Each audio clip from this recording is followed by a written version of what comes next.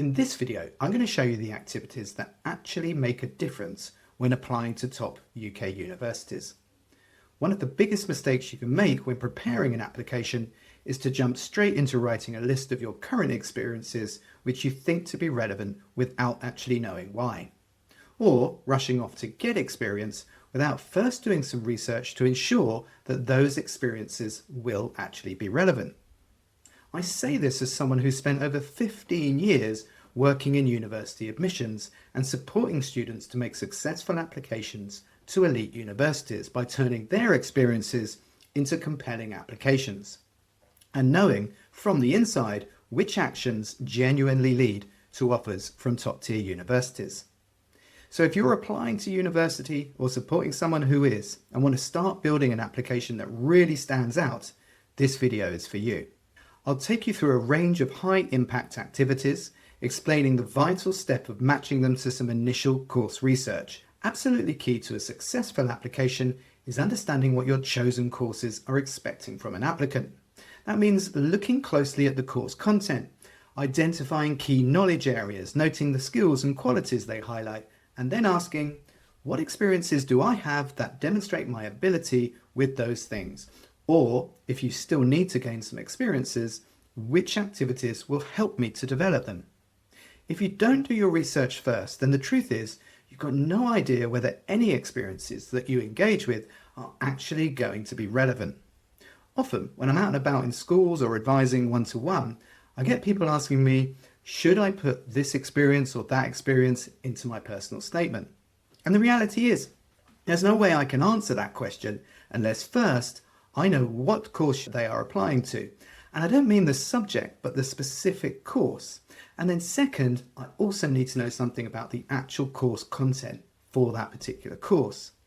Because it's an applicant's prior engagement and familiarity with the elements of the content that demonstrate their suitability for the course and which make them attractive. So only by carrying out that research can you know what specific experiences to draw upon in your personal statement and interview. Now, if you want to understand exactly why this is the case, then check out my video on what elite universities are looking for in an application, which is in the playlist linked below in the description. So the sooner you choose your courses and carry out that research, the better. This will allow you to select appropriate examples for your personal statement or interview. Or, if you're still at the stage of building up experience, it will help you choose appropriate activities to engage with in the confidence that they are going to help you to develop key knowledge and skills that admissions staff are looking for on the courses you're applying to. So I'm going to walk through a wide range of experiences that can help strengthen your application. I'll talk you through their potential benefits and limitations and give tips on what makes them more or less valuable. And I'll show how they can link back to your research so you can select those that will be most useful for you.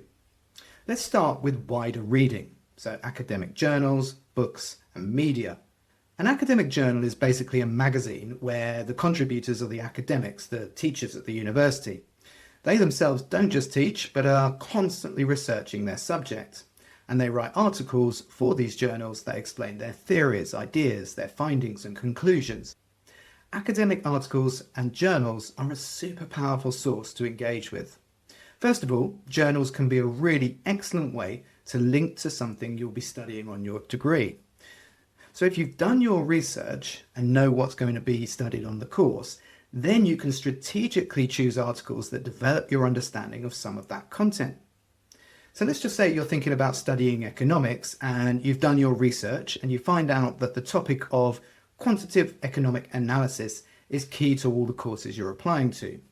You can then read articles on that subject in the confidence that you're expanding your understanding of a topic that will be developed on the course.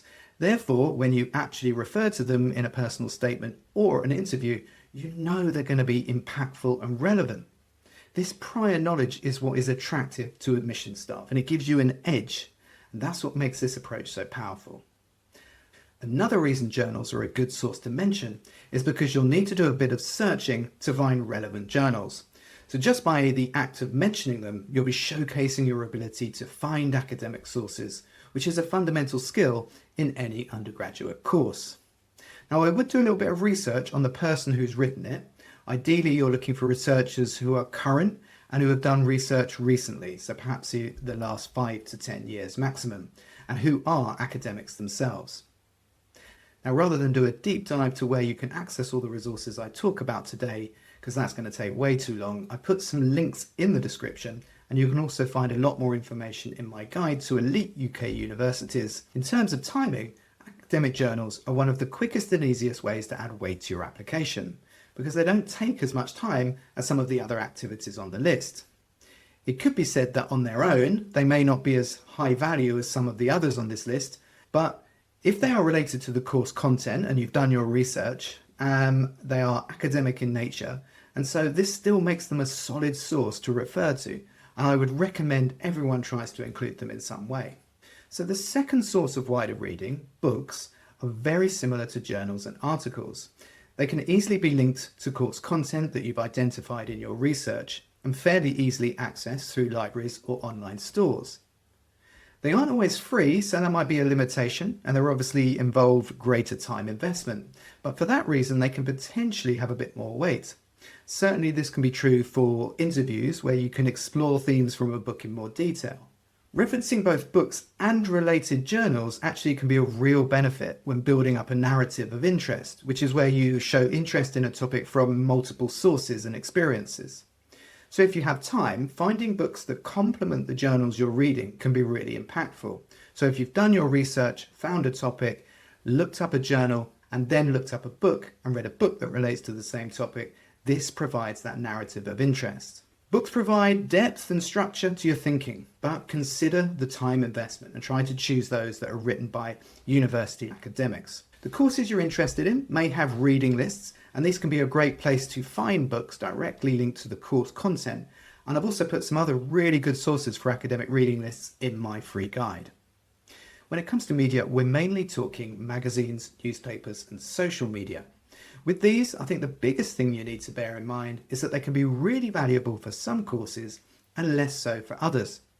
There are certain courses and subjects that lend themselves really well to engaging with this kind of media.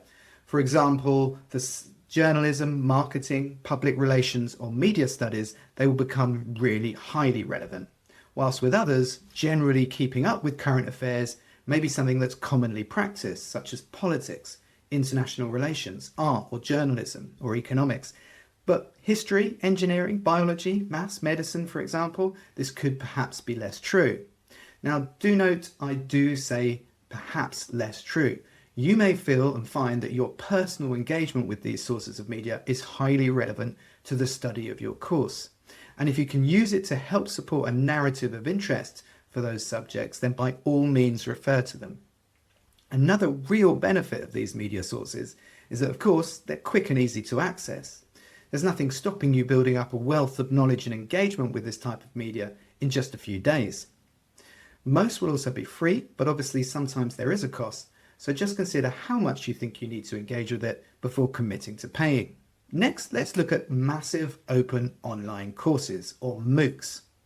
These are short, subject-specific courses offered by universities and professional organisations, sometimes with some accompanying resources and tasks. The benefits, they are respected as a means of supercurricular learning by universities, especially if they're run by universities. They let you explore topics in depth. Again, if that stems from your research, then they're going to be even more impactful. And they can include tasks, quizzes, or final projects. They can showcase both subject knowledge and key skills. Possible limitations are potentially the time commitment. I mean, this varies from just sometimes a few hours to several weeks.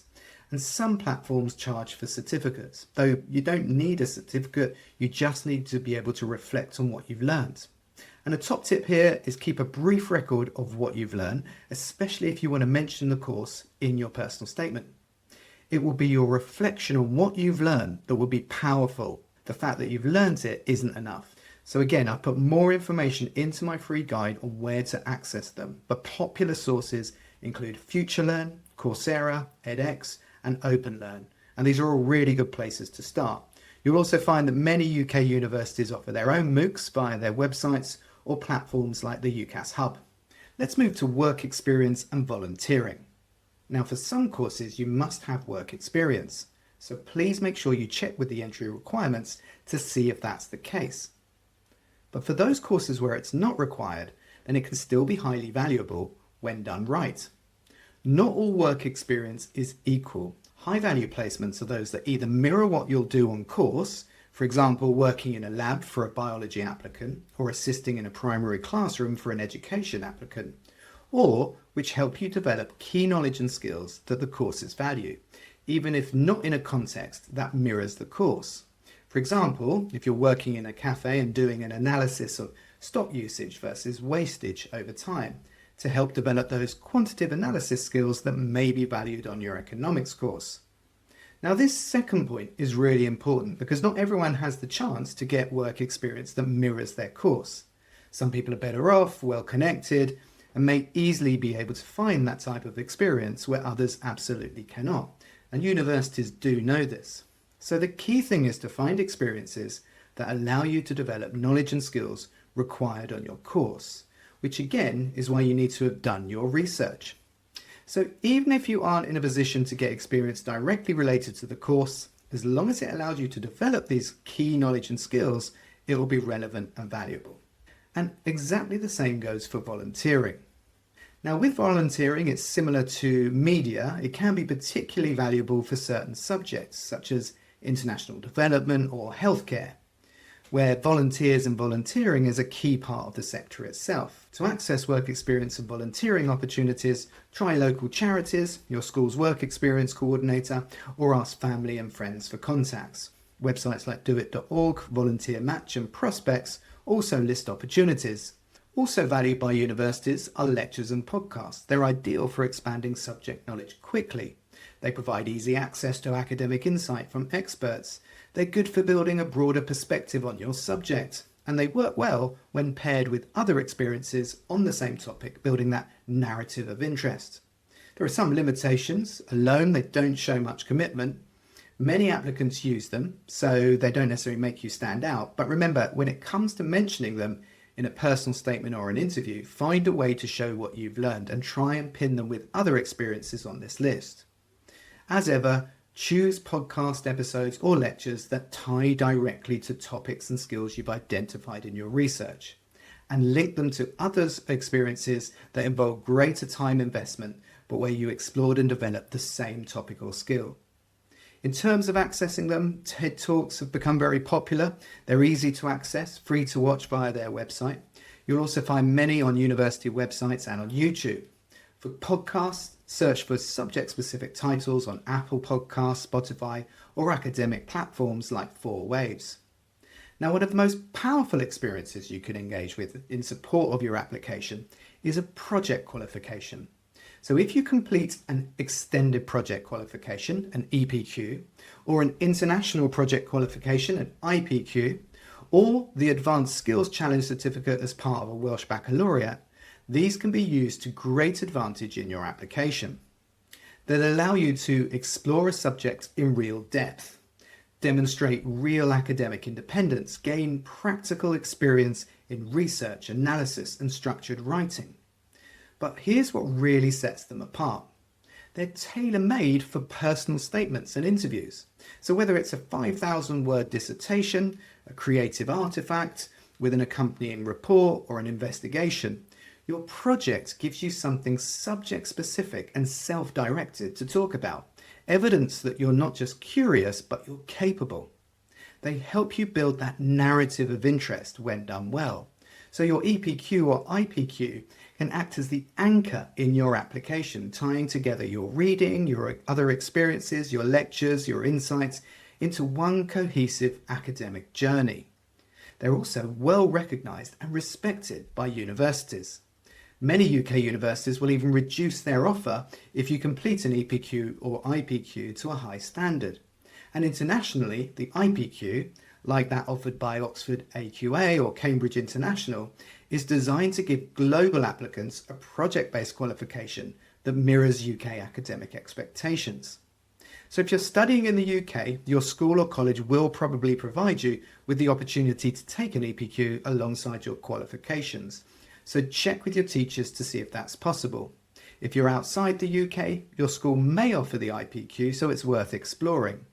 In some schools, it's provided as part of the standard curriculum, just like the EPQ in many English sixth forms, meaning it can be accessible at no extra cost. However, both the EPQ and IPQ can also be completed independently with guidance from registered centres. If you're going to go this route, just check the following when selecting an online project programme.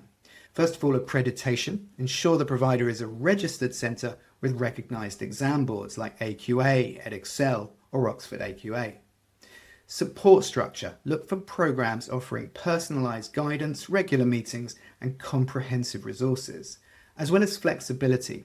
Choose a programme that fits your schedule and learning style, so whether it's live classes or one-to-one tutoring or self-paced learning. And finally, assessment and examination. Confirm that the provider offers assessment services and can facilitate the examination process. Again, I've put links to a number of providers in the description below. Now, universities themselves also offer activities that you can get involved in through their outreach departments, and they're often highly regarded by admissions staff. We've already mentioned online lectures, and it may be, if you live near enough, you can even go to attend public lectures. So also they offer taster days, either face-to-face or online. But just as I mentioned with lectures, as these are largely fairly easy to access and attend, at least they are online, they can't really be used in isolation in your application as they don't pack enough weight. So do use them in combination with other experiences. However, universities and their partners can offer some far weightier experiences, including academic programs and summer residentials. Now, because these involve an investment of time, they mirror a university experience, and perhaps even involve carrying out course-specific study and research, they are highly regarded by universities, and they're a great way to demonstrate your dedication and passion for the subject, let alone to develop key knowledge and skills that you've identified in your research. You can find them through university websites. Just search for things like outreach, taster days, summer schools or residentials. They're often on UCAS hub events, and another really good one for UK-based opportunities is the Sutton Trust. Many offer virtual options for international students as well. So the last thing I want to mention are competitions and challenges. Essay prizes, coding competitions, maths Olympiad, things like that. These are excellent if they relate directly to your course. They can show academic excellence, motivation and initiative, subject skills and deeper knowledge. Whilst winning is absolutely fantastic, it is a bonus, not a requirement. Participation alone is valuable as long as you're able to reflect what it taught you. So to wrap up, if you're just starting out or trying to figure out what to do next, start with course research. Identify the knowledge, skills and qualities your course demands. Choose one or two activities from today's list to begin with and pick ones you can realistically do well and which relate to the research you've done. Keep track of what you've done, what you've learned and how it connects to the course. The earlier you start this process, the more time you have to build something meaningful, and the easier it will be when it comes to write your personal statement or to take part in an interview. Now, if you want more information on the activities I've gone through, along with more hints and tips on their benefits and where to access them, then don't forget to pick up my free guide linked below in the description. And if you want to take all the hassle out of planning and writing your personal statement, click the link below for my course, Stand Out from the Crowd. I'll take you step by step through the research process, gathering the best evidence from your specific life experiences, and then show you a formula for writing it all up in a way that will ensure admissions staff will sit up and take notice. You can pre-order and get a free one-to-one feedback session with me.